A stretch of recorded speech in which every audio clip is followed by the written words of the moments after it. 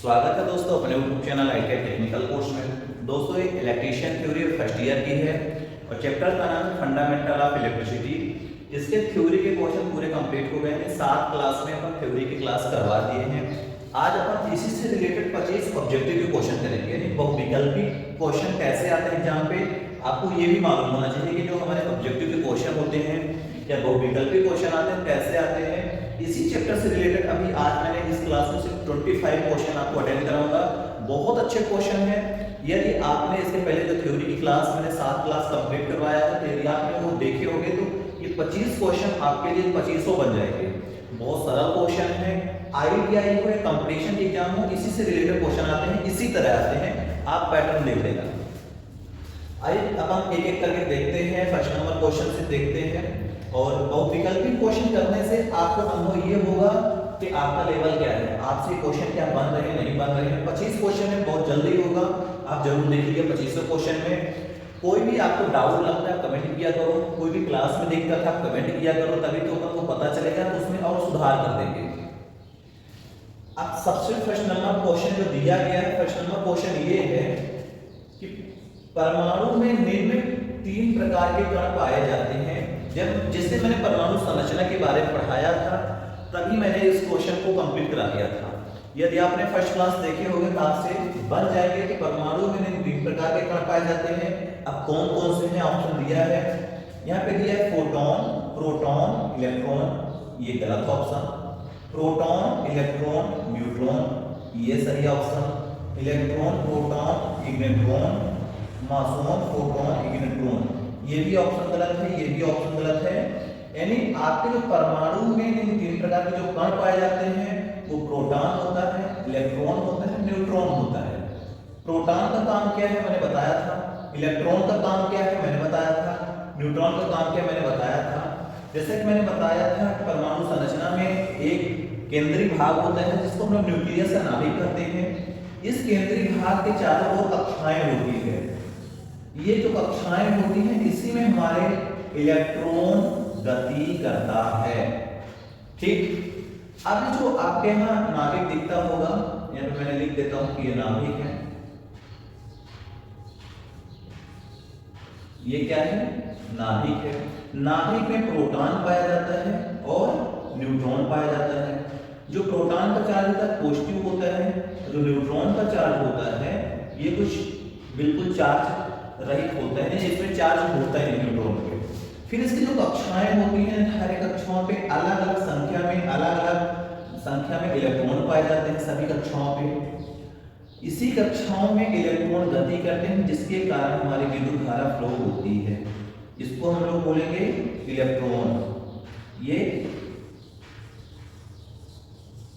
Electron है, ये सारे हमारे क्या हैं, इलेक्ट्रॉन जो कर रहे हैं। ये प्रोटॉन है। मैंने परमाणु संरचना जिस दिन पढ़ाया था तो आपको बता दिया था प्रोटॉन क्या है, इलेक्ट्रॉन क्या है, न्यूट्रॉन क्या है। ये न्यूट्रॉन है।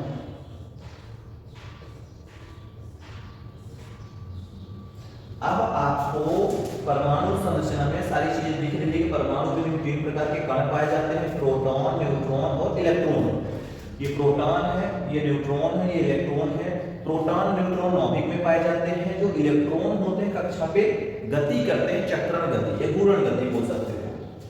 सेकंड नंबर क्वेश्चन की बात कर लेते हैं। सेकंड नंबर क्वेश्चन ये दिया है कि एक तांबे के अणु में इलेक्ट्रॉन की संख्या कितनी होती है। तांबा एक जो पदार्थ है, मटेरियल है, उसके जो अणु होते हैं, अणु में इलेक्ट्रॉन की संख्या पूछा गया है, तो इसका जो राइट आंसर होगा 29 नंबर हो गया। यानी ये जो 29 इलेक्ट्रॉन पाए जाते हैं तांबे में। आप बता सकते हो कॉपर के जो अणु होते हैं उसमें इलेक्ट्रॉन की जो संख्या होती है 29 होती है। ऑप्शन और दिया 39 दिया, 49 दिया, 59 दिया, गलत है। तीसरे नंबर क्वेश्चन की बात कर लेते हैं। तीसरा नंबर क्वेश्चन ये है कि विद्युत आवेश की मात्रा Q ज्ञात करने का फार्मूला, यानी Q विद्युत आवेश यानी चार्ज ज्ञात करने के लिए जो फार्मूला है क्या है। फार्मूला फर्स्ट है Q बराबर IT हूं, Q बराबर 12 into R दिया है, Q बराबर I into T दिया है, Q बराबर V I T दिया है। इसका जो राइट आंसर होगा C नंबर होगा Q बराबर, यानी जो Q बराबर होता है I इंटू T होता है। I हो गया हमारा करंट, T हो गया समय, ये Q यानी आवेश निकालने का फार्मूला हो गया। I होता है करंट, आपको सबको मालूम है, करंट यानी जो धारा होती है उसकी इकाई एम्पियर होती है। T समय, समय की इकाई सेकंड होती है। Q चार्ज यानी आवेश, आवेश को हम लोग कूलाम में व्यक्त करते हैं, ठीक। Q आवेश कूलाम, करंट इनटू समय हो गया। कितनी हमारी करंट है, कितने समय तक फ्लो हो रही है, चार्ज आप निकाल सकते हो। फोर्थ नंबर क्वेश्चन में ये बताया गया है, पूछा गया है कि 1 एम्पियर धारा 1 सेकंड तक प्रवाहित होने पर कहलाती है।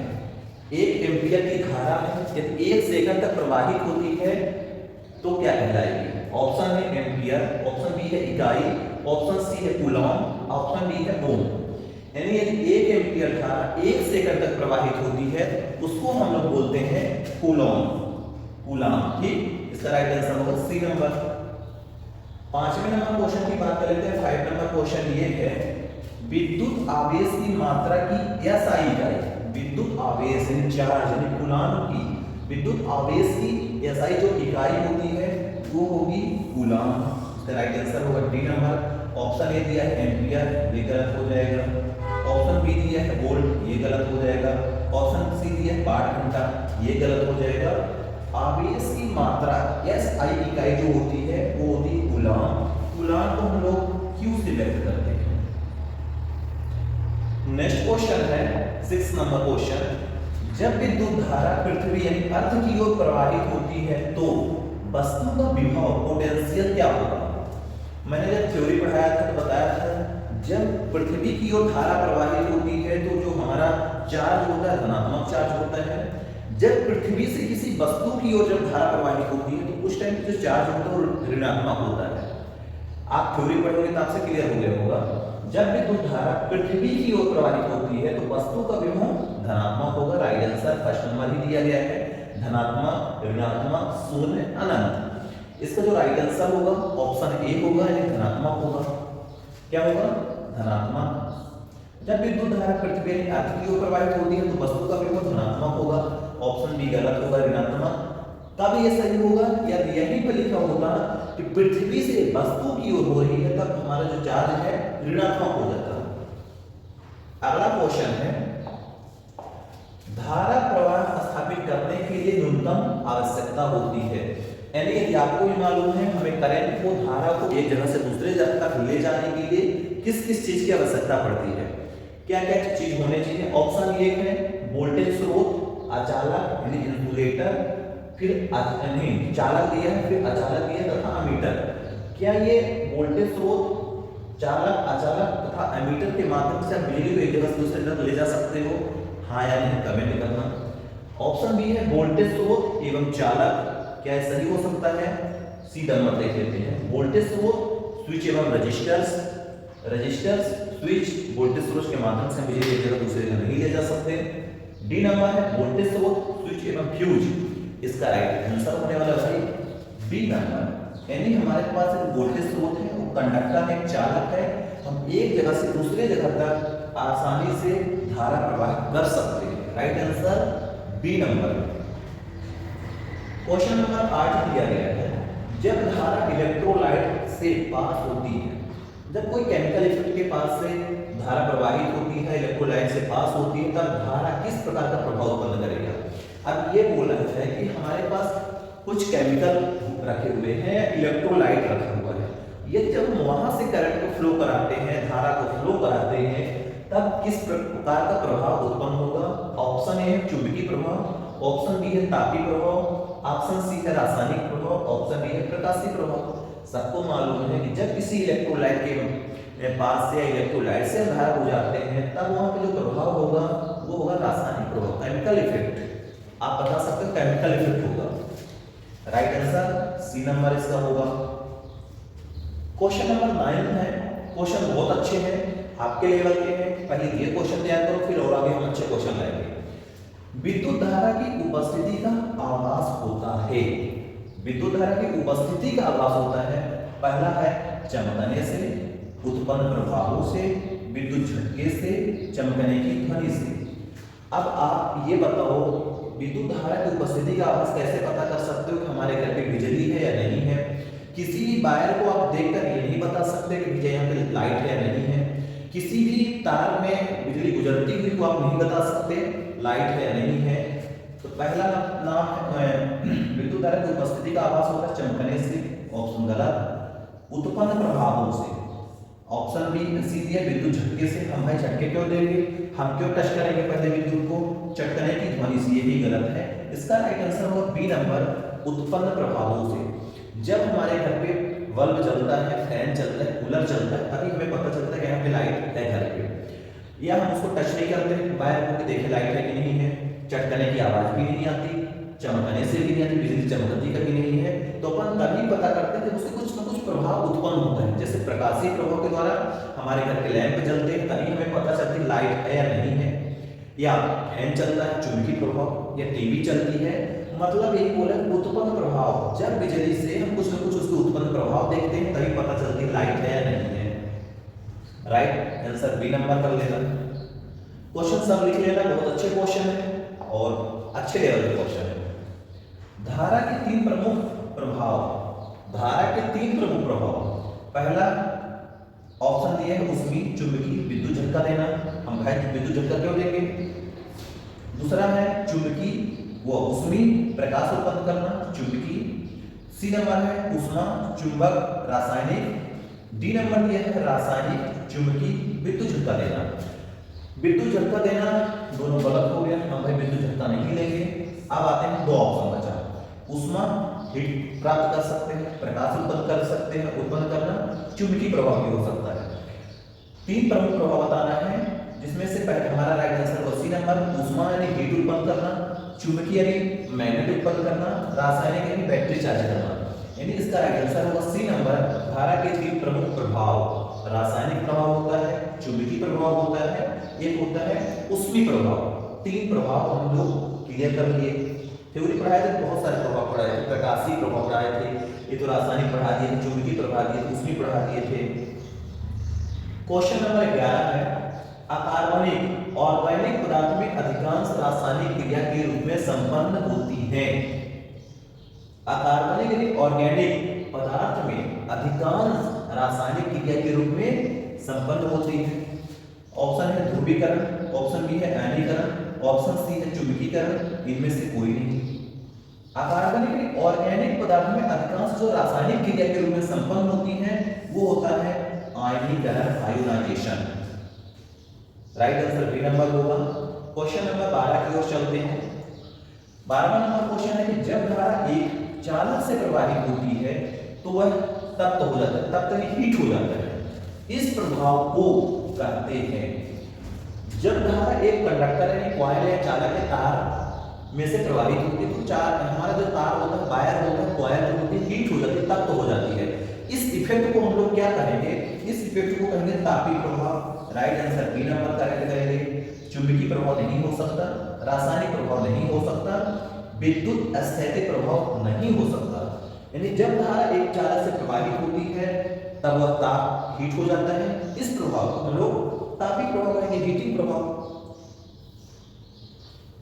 नेक्स्ट क्वेश्चन है 13वां नंबर क्वेश्चन है, स्पाइरल बाउंड कॉइल में, स्पाइरल कॉइल में जब धारा प्रवाहित होती है तो वह किस प्रकार की विद्युत धारा का प्रभाव उत्पन्न करेगी।